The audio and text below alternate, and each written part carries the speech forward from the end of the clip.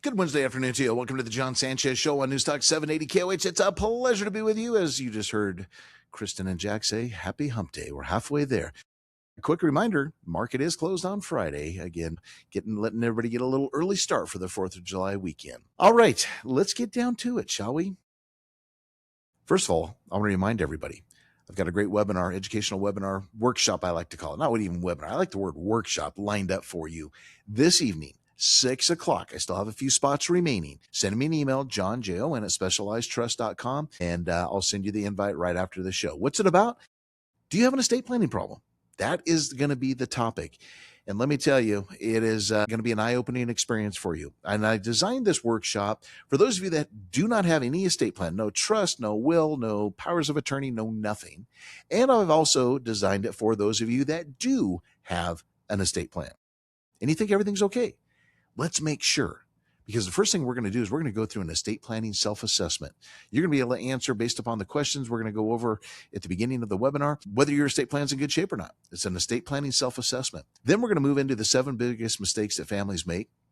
We're going to talk about probate reality, how to tell if your trust is outdated, and it's not just by the date, trust me. I'll talk a little bit about beneficiaries and wrap things up with the documents every family should have. But really, my favorite portion is the Q&A portion of it, where you get a chance to ask me any questions that you may have in regards to your estate plan or no estate plan whatsoever. Again, it's at 6 p.m. this evening. Send me an email, John at specializedtrust.com, Jon. And like I said, got, I think, 10 spots remaining, and we'll get you lined up and get you in there. Well, it is Wednesday, speaking of estate planning. So I always promise you a estate planning topic on Wednesday after I do my stock market recap. You know, I want to start, just kind of tell you a little stat.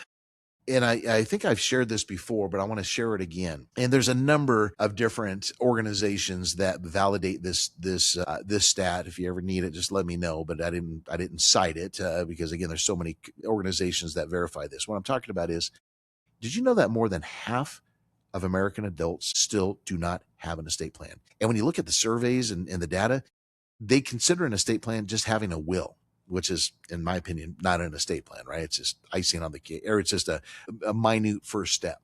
But yeah, over half of America does not have an estate plan. And many of those that do have it may be making some very, very costly mistakes they don't even realize. So today, what I'm going to do on the program, going to be a little primer to tonight's webinar. I'm going to discuss 12 of the most common estate planning mistakes that I see. And I'm talking from things from outdated trusts, missing documents, beneficiary errors, and choosing the wrong trustee. Oh my goodness, I could do an entire show on how to choose a trustee.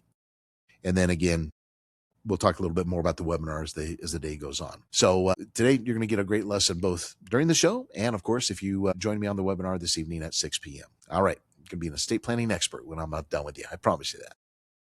All right, with that said, let's get down to another area that you are an expert in, or at least I'm trying each and every day to make you an expert in, and that is the stock market side of things today.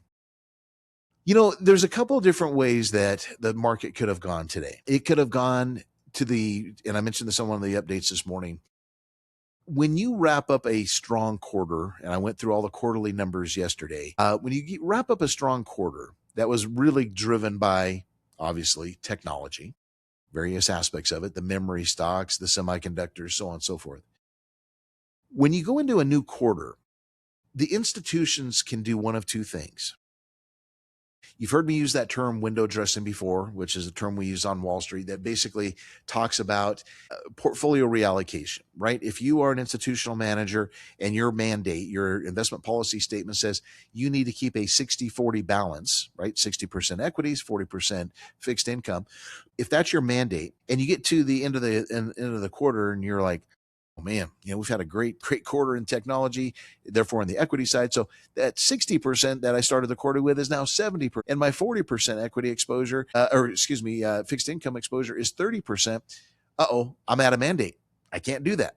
So that's what we call the window dressing. That's where they begin to rebalance the portfolio to get it back to the mandate of 60-40. So my point of bringing this up to you is when you have a strong quarter like we did and a strong start to the first half of the year, many times these institutions, again, the ones that move the market, will say, look, we had one heck of a run, as an example, in technology in the first half of this year and for the quarter.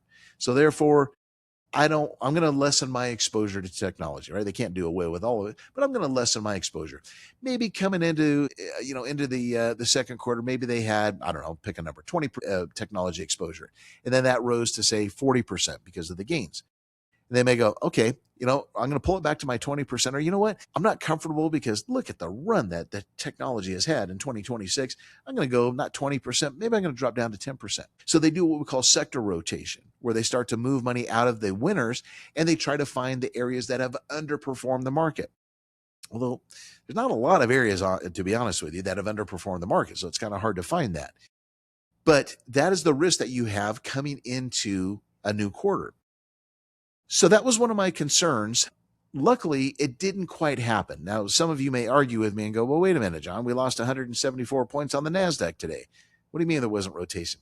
Now, that wasn't rotation. That was just, we had a couple areas that were weak within, again, back to the semis and memory stocks and memory storage and a few areas, but nothing significant by any means. So what does this tell me? Why am I going through all this with you and telling you this?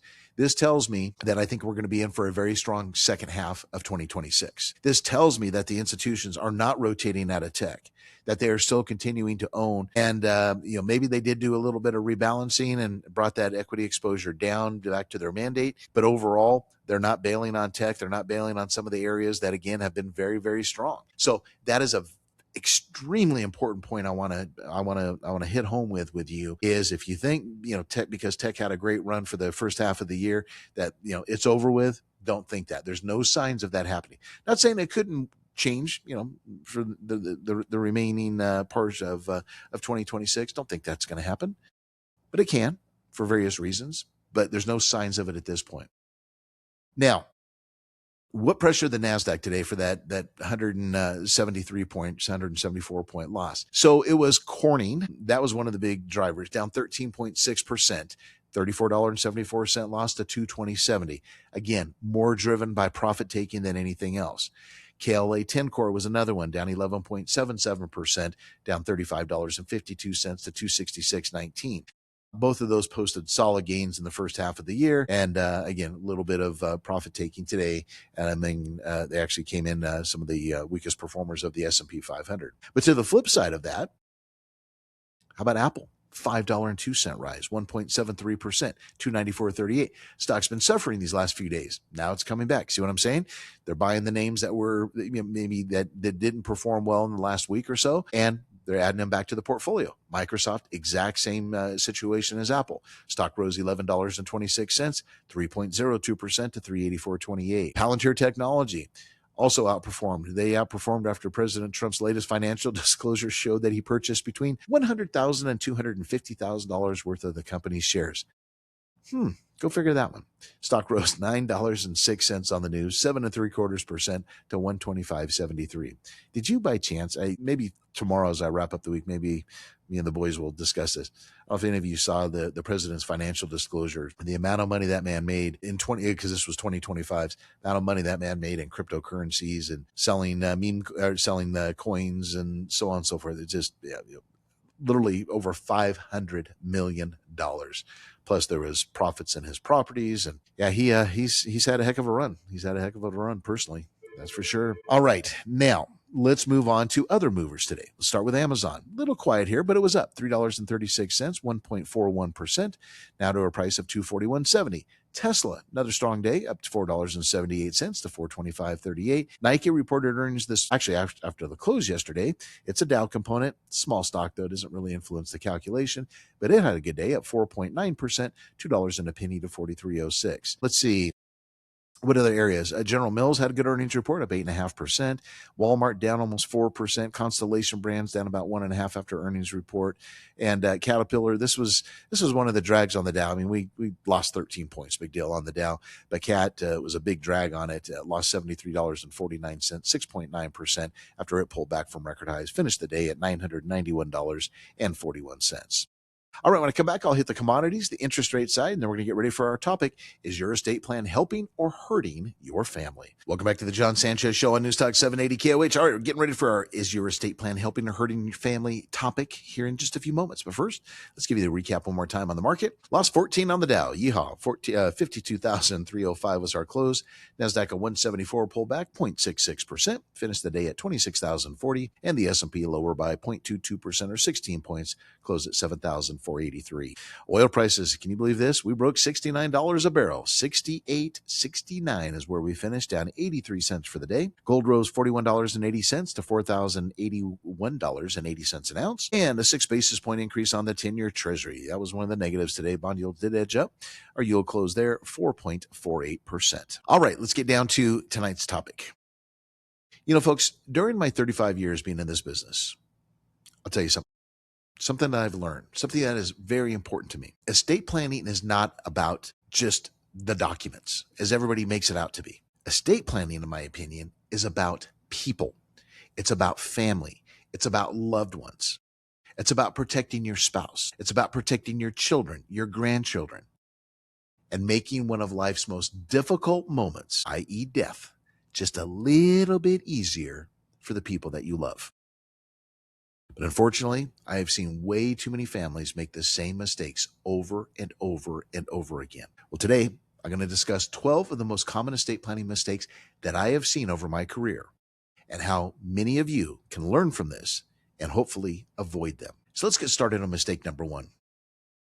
Oh my goodness, I wish I had $1, literally, for every time I've heard this from a client. And I've called mistake number one the procrastination mistake. Talk to them about the importance of estate planning. This is even before I started Specialized Trust. I'll do it next year. I'm too young. I don't have enough assets. Estate planning is just for the wealthy. I need to think about it. Right? How many times, be honest with yourself, how many times have you said this, whether verbally or just to yourself? I need to think about this. Yeah, my estate's not big enough at this point. I don't need to worry about it. Oh, I'm too young. Estate planning is for the old fogies, right? The ones that got millions and millions of dollars. And again, I'll do it next year, next month, next week. I've heard that over and over and over again. Well, unfortunately, life doesn't work that way. Things happen. Things happen out of our control. And if you're not prepared, again, are you really going to be able to take care of your family the way that you want it? And the answer is probably no. So think about this question. What happens if tomorrow never comes? Could your family legally access your finances today? Could your family legally make medical decisions on your behalf today? Does your family know where you want the assets to go to today? Think about this for a second. Whether it's right now or when you have some quiet time, I want you to do some visualization for me. I want you to close your eyes and think, if I don't walk through that front door today when I get home from work, or when I get back from the gym, or I just don't come home today, will my family know what to do? If the answer is no, well, first of all, attend my webinar this evening. But secondly, get a hold of me and let's talk about an estate plan, because that's literally what happens, what you have to think about. What happens if I don't come through that front door today? And I'm not picking on men. I'm talking about women, because can't have a family without a couple, right? In many cases. So both are very, very important. All right. So procrastination mistake number one. Mistake number two, doing it yourself. The stories I could give you on this one. You know, you can literally go online, and I won't name the companies, but you can go get it. You can go create a living trust for $150, $200. It's a one size fits all document. Usually it's not state specific, so that invalidates it completely. It misses so many provisions, so many important provisions. It doesn't address family complexity. So the question I have for you is, when does a simple estate become a complicated one? Well, again, estate planning is not about filling out the blanks.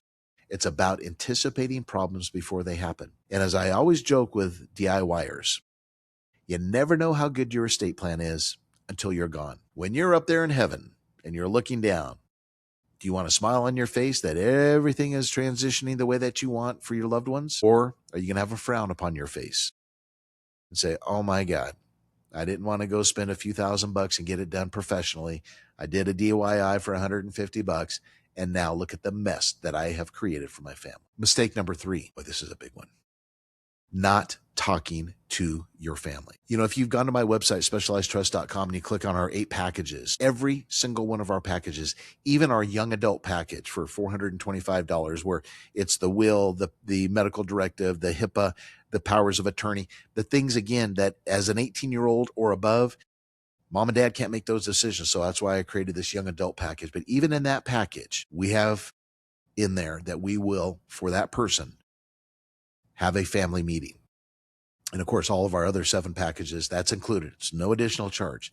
And that is a meeting that I hold on Saturdays with the client and their family to explain to them. We create a great estate report after we create the entire estate plan. It's a visual form. It's written in English. It's easy to understand. There's no guesswork, who gets what, and triggering events, etc. It's called an estate report. I share that with the family members. Why is that so important? Because the worst thing you can do is to spend the time, the money, the energy, everything, and you get your estate plan and you're so excited. As one of my clients did a few weeks ago, she clapped, literally started clapping when we were done. She was so excited, so relieved. But the mistake a lot of people make is they grab that paperwork, that estate plan, they go shove it in the drawer, tuck it in the notebook, it becomes a bookmarker. Your family has no idea. And again, that's what happened to me. I'm telling you, this is, again, as I've shared my story about my father, which prompted me a year ago to create this estate planning business for my clients and for you, my audience, my friends, and my family. I didn't know, me of all people, right? And I had a phenomenal relationship with my father. Phenomenal. We talked about everything. But somehow, some way, he failed to mention that he had a living trust. Otherwise, guess what? I would have long made sure 10 years ago when he had it created that it was properly written and funded. But he didn't. I didn't find out till he was on his deathbed. And again, as we sit today, that $80,000 that was supposed to go to my kids and my brother and my sister's kids and the great grandkids, still sitting with my ex-mother, stepmom. Haven't seen a dime of it. So not talking to your family is almost as bad as not doing anything at all. Because guess what? When you pass, your family's going to be confused.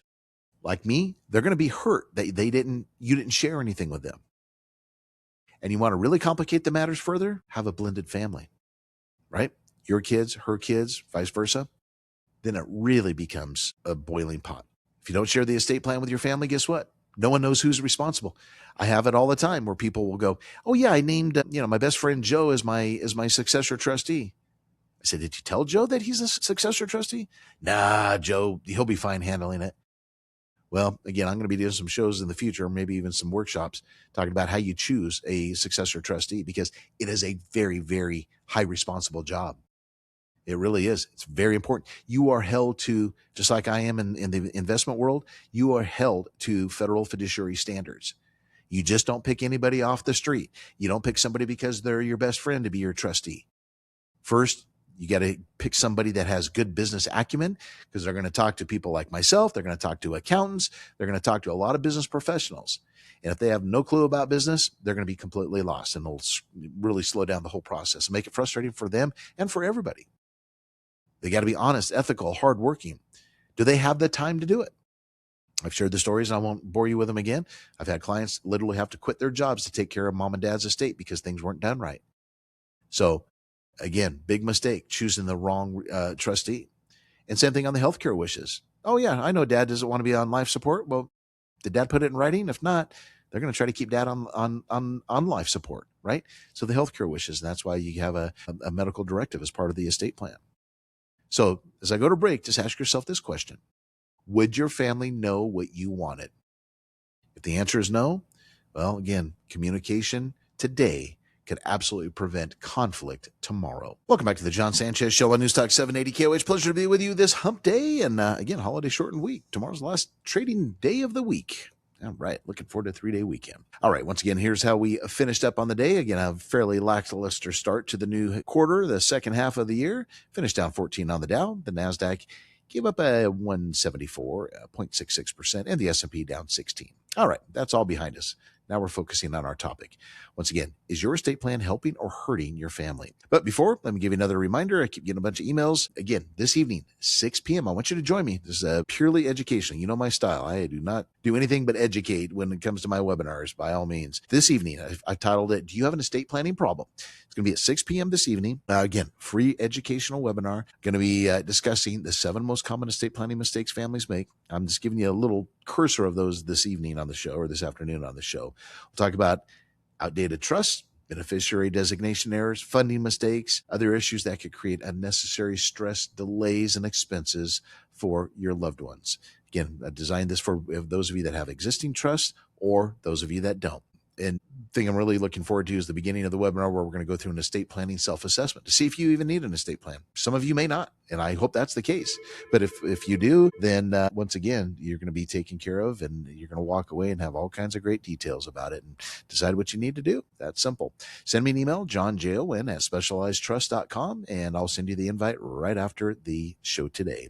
Again, that'll be 6 p.m. this evening. All right, let's get back to today's topic. Once again, is your estate plan helping or hurting your family? So let me give you a brief recap. I've laid out 12 mistakes that I've personally dealt with clients over the years, and some of them myself personally. Once again, the first mistake is procrastinating. I'll do it next year. I'm too young. I don't have enough assets. I don't, it's for the wealthy. All those things I went through, or most importantly, I just need to think about it. Well, stories I could give you, people that said, I just need to think about it. Like that one client of mine I told you about, that they had to think about it. And next thing you know, he's in the hospital with a brain aneurysm and he's dead 2 days later. Mistake number 2, doing it yourself. Yeah. Well, is your estate worth, probably hundreds of thousands or millions of dollars worth not investing into a proper professionally written estate plan? Well, that's your choice, but I'd think twice about it. Mistake number 3 is where I left off, not talking to your family. Spend all the time, money, energy creating your estate plan, and you never share it with your kids. And don't give me this excuse, folks. I know the reason. I hear it from all of you. I don't want my kids to know what I have. Really? Why? For example, when we do the family meetings I told you about, which is part of our estate planning package, we don't get into numbers. We just say, here's what mom and dad have. Here's who's getting what. Here's the triggering events, so on and so forth. You can let your kids know about your estate plan without getting into the numbers. I understand privacy for some of you, but once again, you need to let them know, because I've been through this with clients. I'm going to give you one very quick story, very, very quick story. I was very young in my career. I was, I think, 2 or 3 years into my career. And when I was Shearson Lehman Brothers, and one of my largest and oldest clients, Walter and Elvira. I can't believe I remember their name. Walter handled everything. Walter at that point was, this is what, 94, 95, I guess it was. Walter was about, late 80s, if I remember correctly. Walter handled all the family finances, very typical for that generation. Walter dies. Elvira never had, we couldn't even get her to an account review meeting, so she had no clue what was going on. They had a daughter who lived down in Los Angeles. We were in Bakersfield. She lived down in Los Angeles. And her daughter, luckily would sit in on some of the account reviews periodically. So dad dies, daughter comes up, daughter calls me on the first call on a Sunday afternoon. It's always on the weekends. Says, dad died. Where is everything? I'll never forget that. She said, where is everything? And I said, well, what are you talking about? What do you mean, where is everything? I know what we have, but he's got a lot of investments. He had investments with other advisors, life insurance policy, all kinds of different things. This woman literally, again, like I said at the beginning of the show, gave up her career, moved to Bakersfield from Los Angeles, and spent the next, I think it was about 9 months. It wasn't a full year. Spent the next 9 months literally combing through every file cabinet, because he was a pack rat. He had files everywhere in their apartment, everywhere, file cabinets up in shoe boxes. It's every disaster that you can imagine. And, I was young. I had time on my hands, and I literally would go over there a couple times a week and help her comb through everything. Because not only did she have to find it, then she had to kind of put the pieces together. All because he did not have an estate plan. So don't surprise your family, really. Again, she had no idea what he had. And that's why she called me on a Sunday. What does Dad have? No idea at that point. All right, let's go to number 4. Similar to Walter and Elvira, hiding the documents, right? He hid documents from her. I'll tell you that. He was very adamant. Like, she does not need to know what we have. Well, that's a mistake also. That's why I call it hiding the documents, mistake number 4. You put your important documents in things like safety deposit boxes, for those of you that still have them. Home safes. But does anybody have the combination besides you? Nobody knows where anything is. Passwords, contact information. Have you laid all that out? That should be part of an estate plan. If you haven't, guess what? Again, you don't want your family, as they're grieving, to spend hours, days, weeks, months, sometimes years, putting pieces together. It's the last thing you want to do. You want to focus on the grieving process and the happy memories, not literally cussing out your, mother, father, spouse, whatever, because you son of a gun, I can't believe you didn't tell me what we had, where it is, how to get into it. I've seen it all. So again, ask yourself this question today. If something happened tonight, who knows where my estate plan is? Mistake number 5, missing essential documents. We have a base foundation package when we talk about estate planning. We have a revocable living trust. We have a pour-over will. We have durable financial powers of attorney. We have advanced healthcare directives. We have HIPAA authorizations, and we have beneficiary designations. That's kind of just the core. And then depending upon our person's wealth, we get into a lot of other things like slats and grats and irrevocables and all these other different things. But that is your base core estate plan. Trust, will, durable financial power of attorney, healthcare directive, advance, of course, HIPAA, and beneficiary designation. If you don't have those, or do you only have a couple of them? A lot of you just have a will and maybe you signed a power of attorney. Are those valid? Are they applicable? Maybe, maybe not. Mistake number 6, forgetting the digital assets. I see this one all the time. You see, our trust documents have the provision in there that you're giving authorization to whomever you designate to have access to your social media accounts and your emails, all these different things. Companies like Facebook and TikTok, all these, they have very stringent rules and very specific time periods of when that power of attorney designated agent can have access and shut down those accounts and get all those photos that have been accumulating for the last 20 years. So don't forget about the digital assets. Everybody does. Your email account, your online banking and passwords, your social media, your digital photos, cryptocurrency. This is a huge one. Cloud storage, password managers. Again, ask yourself now, could anyone access my digital life? Mistake number 7, not planning for final arrangements. I'll come back and wrap up with that through point 12. Speaking of wrapping up, let's do it with the wonderful Kristen Snow. She's in the Right Now Traffic Center. Hello, Kristen. Come back to the John Sanchez Show on News Talk 780 KOH. All right, we're going to continue on our discussion. Again, is your estate plan helping or hurting your family? Here we go. Let's wrap things up. But first, one more reminder. This evening, 6 p.m., join me. My webinar, my workshop cannot wait. Once again, it's going to be a phenomenal night. Do you have an estate planning problem? So many things we're going to go through. Just send me an email, johnjon@specializedtrust.com. Get you on the list. And I think we got like 3 spots remaining now. And we're going to make this happen. We're going to spend some great time together, have an excellent Q&A, etc. All right, back to the topic. Is your estate plan helping? Ignoring taxes. Mistake number 8. There's all kinds of taxes, folks, as we all know, when death occurs. There could be capital gains tax. There's retirement account income taxes. There's overall income taxes, there's estate taxes, there's Roth conversion taxes, there's beneficiary planning, on and on and on. One that I see quite frequently with people is they fail to notify Social Security. Now, typically a funeral home is going to notify Social Security of the passing of the person, but I've had it where that hasn't happened. And the heir continues, the widow, et cetera, continues to receive the decedent's Social Security benefit. I had one that they did it for, about 2 years. Well, there's no hiding anything from the government. The government came calling and they had to write a check for a big, big sum of money plus penalties, et cetera. So ignoring taxes and things like that, major concern. So once again, ask yourself this: are you passing assets or are you passing tax problems to your heirs? Mistake number 9, failing to update your plan. Life changes. Your plan needs a change. As I always say, and I'll say it one more time, your estate plan, your living trust, etc. It is a living, breathing document in my mind. Life changes. You have marriage, you have divorce, births, death, grandchildren, new home, business ownership, moving to another state, a big one. Has your estate plan changed with you? I'm finding the answer is no. So ask yourself, when was the last time you reviewed your estate plan? Mistake number 10, choosing the wrong trustee. Like I said, I'm going to do a show just on this sometime in the future. Who should serve as your trustee? Again, don't make it just a friend, family member, just because you're trying to be a nice person. I've seen people try to name a child. They cannot be your trustee. I've seen people try to name multiple children. That's a whole nother subject, usually not advised. Is it a sibling? Is it a trusted friend? Is it a professional trustee? I had a great call last Friday with one of our local trust companies. That's who I'm personally going to use in my estate plan. So I have down, because I don't want my family, my kids, and so on and so forth fighting over anything. So there is a place to use a professional trustee. You need to think about what qualities do you want this person to have? What kind of integrity?